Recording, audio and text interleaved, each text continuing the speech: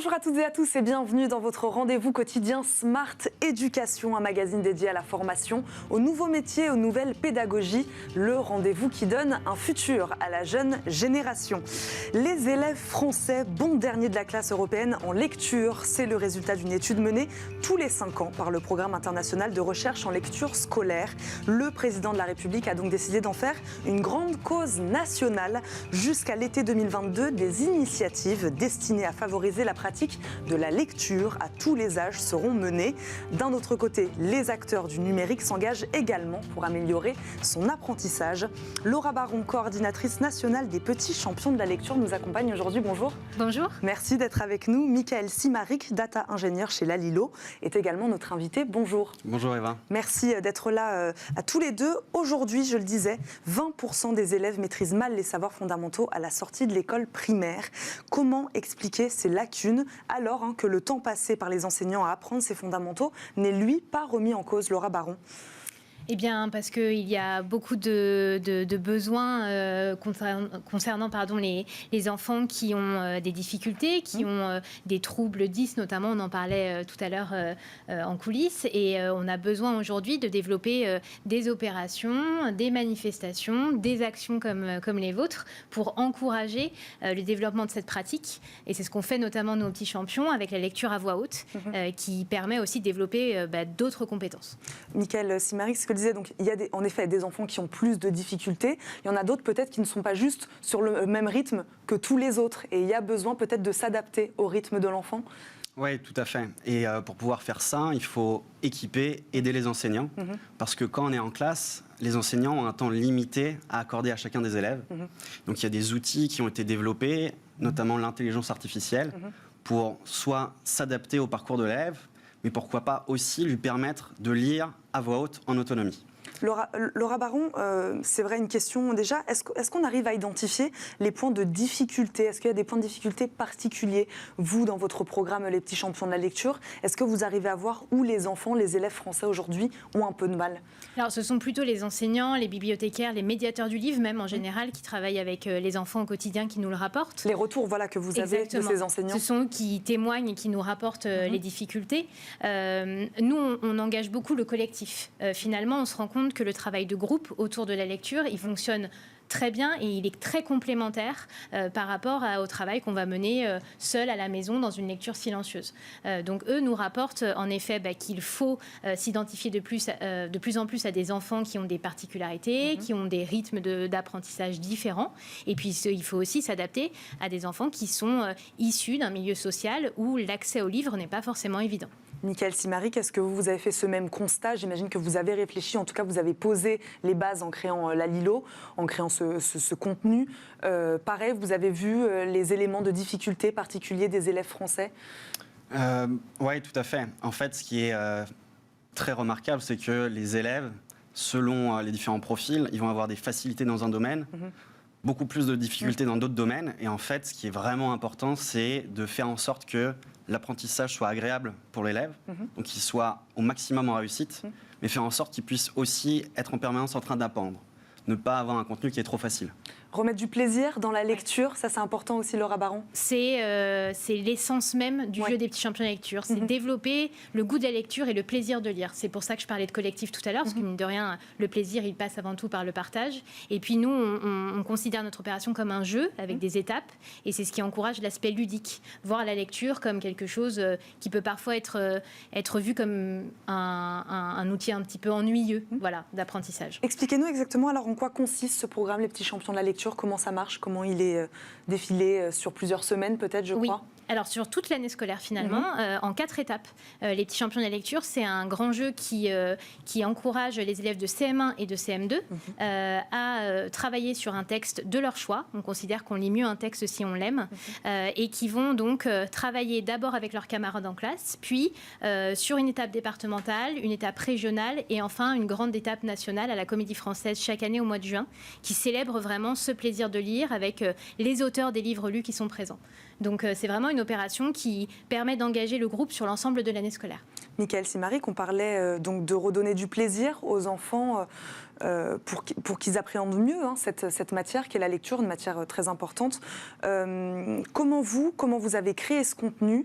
De quelle manière vous avez réussi à remettre du plaisir, à rendre cet apprentissage de la lecture ludique? Comment vous avez fait? Il y a déjà un élément qui est important, c'est d'utiliser l'imaginaire et de faire en sorte qu'on crée un univers de lecture qui soit amusant. Donc pour faire ça, on a créé plus de 10 mondes différents avec un énorme travail sur l'interface que les élèves vont avoir avec des personnages, le fait de gagner des badges et le fait de sentir qu'on va progresser quand on va apprendre à lire. Donc il va déjà y avoir ça.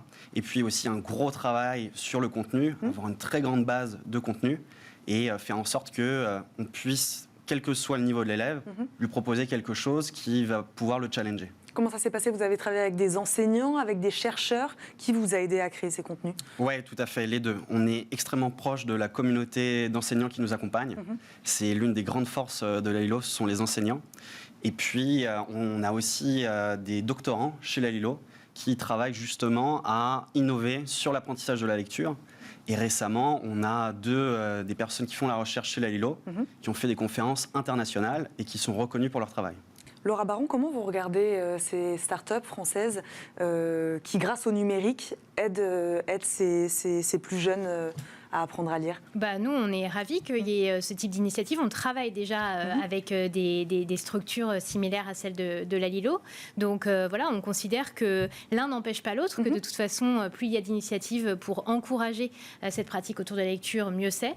Et donc, on encourage ce genre d'initiative. Si on peut créer des partenariats, des parallèles, voilà, on les construit ensemble. Donc nous, on est ravis de pouvoir tous se fédérer autour de cette cause. Je le disais, Laura Baron, lecture grande cause nationale, c'est ce qu'a annoncé le président de la République Emmanuel Macron. Comment vous regardez-vous ce combat mené par le gouvernement jusqu'ici sur ce sujet-là? Moi, je pense qu'il y a beaucoup de choses qui ont été faites pour développer la pratique de la lecture depuis plusieurs années, mais qu'il y a encore un travail considérable à entreprendre. Finalement, je ne sais même pas si on arrivera au bout de ce combat, parce que la tâche est immense. Mais je suis ravie que cette lecture soit devenue grande cause nationale, et j'espère qu'elle le restera bien au-delà de cette année scolaire. Michael Simaric, de quelle manière vous travaillez avec l'éducation nationale?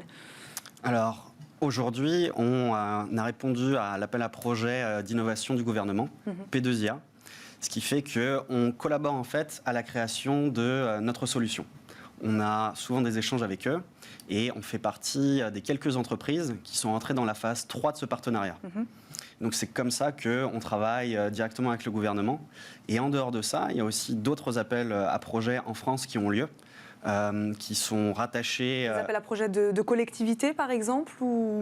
Oui, tout à fait, exactement, c'est ça. Et puis, en fait, au travers de ces différents partenariats, on va créer ensemble, c'est comme ça qu'on collabore avec eux, avec les retours terrain qu'on va avoir. Et il y a quelque chose qui est important chez la LILO, tous les Lalilianes, les collaborateurs, vont dans les classes aussi pour rencontrer les enseignants, les élèves, et voir sur le terrain... Qu'est-ce que c'est qu'enseigner la lecture? Avoir les retours peut-être des besoins des enseignants, des retours sur votre application. Est-ce que ça marche, ce qui marche moins bien auprès des plus jeunes, c'est ça? Oui, exactement, les enseignants et aussi les enfants. Ouais. Parce que c'est eux finalement qui sont les principaux utilisateurs de la solution. Donc on a à cœur d'aller sur le terrain, de les rencontrer et d'être proche des gens qu'on aide. On en parlait tout à l'heure, c'est un outil donc dédié aux professeurs aussi. Le but aujourd'hui, c'est quoi? C'est d'individualiser l'apprentissage de la lecture, c'est celui-là? Effectivement, le but, ça va être de personnaliser le parcours des élèves. Ce qui en soi n'est pas possible dans une classe de 30 élèves. Exactement. Et c'est ça qu'apporte votre solution, ou en tout cas le numérique. C'est ça, oui. Donc il va déjà y avoir cet aspect personnalisé, mais ça va aussi permettre aux professeurs de prendre du recul par rapport à la classe. Et avec les différentes données qui vont être collectées pendant les exercices que font les élèves, le professeur va être capable de justement voir où en sont les élèves, quelles sont les dynamiques. Et il y a aussi un élément très important qui est le fait de pouvoir lire à voix haute. C'est quelque chose dont les élèves ont relativement du mal. Et le fait de pouvoir avoir une correction automatique, ça va permettre d'avoir plus de temps de lecture à voix haute. Laura Baron, pourquoi c'est si important de lire à voix haute? Lire à voix haute, ça développe beaucoup de compétences au-delà du simple apprentissage de la lecture. Ça développe la confiance en soi, on est plus à l'aise à l'oral de manière générale, surtout nous avec le CM1, CM2, quand on se prépare à l'entrée au collège. On apprend à mieux gérer ses émotions, entre autres le trac, mais pas que.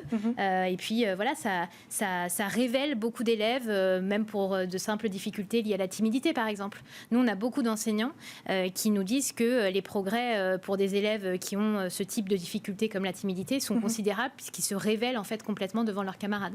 Donc la lecture à voix haute, au-delà de permettre, comme le disait Mickaël, l'apprentissage de la lecture, il y révèle beaucoup de personnalité. Mickaël Simaric, est-ce que selon vous, l'éducation nationale ou les collectivités, on en parlait également, elles devraient de plus en plus s'appuyer sur des EdTech comme vous, justement, pour améliorer cet apprentissage, peut-être en complément. En effet, il y a le travail des professeurs, évidemment, qui ne changera pas, mais en complément de ce travail-là, l'éducation nationale devrait, selon vous, de plus en plus s'appuyer sur ces applications. Oui, tout à fait. Et on l'a vu depuis la création de l'informatique, il y a un nombre considérable de métiers qui ont changé parce que aujourd'hui, beaucoup de métiers sont outillés avec l'informatique. Et pour nous, c'est essentiel que les professeurs aussi soient outillés et puissent bénéficier, utiliser les leviers que les nouvelles technologies apportent. Laura Baron, ça fait 10 ans que le programme est lancé, les petits champions de la lecture. On en parlait, j'imagine que vous avez vu évoluer les pratiques des plus jeunes, notamment sur l'apprentissage de la lecture. Comment ça a évolué? Qu'est-ce qui a évolué? Bon, il y a eu l'arrivée des écrans, évidemment, j'imagine que ça a changé 2-3 choses. Ça a changé beaucoup de choses, évidemment, parce qu'on sait que maintenant, les enfants, dès la classe de CM1 ou de CM2, ont un téléphone portable et qui vont de plus en plus se tourner vers celui-ci, ou en tout cas lire peut-être, plutôt sur cet outil. Nous, c'est vrai qu'on les encourage plutôt à se rapprocher du livre papier, mais au-delà de ça, voilà, il faut qu'on, je pense, s'adapte finalement à ce changement, à ces pratiques, qu'on ne les exclue pas, parce qu'elles existent et qu'elles sont bien réelles, mais plutôt qu'on apprenne, comme je le disais tout à l'heure, à faire les choses ensemble pour qu'elles soient complémentaires. Merci beaucoup à tous les deux d'avoir été avec nous aujourd'hui. Laura Baron, je le rappelle, vous êtes coordinatrice nationale des petits champions de la lecture. On leur souhaite tous bonne chance à ceux qui vont participer à ce concours. Mickaël Simaric, data ingénieur chez Lalilo, merci d'avoir été avec nous.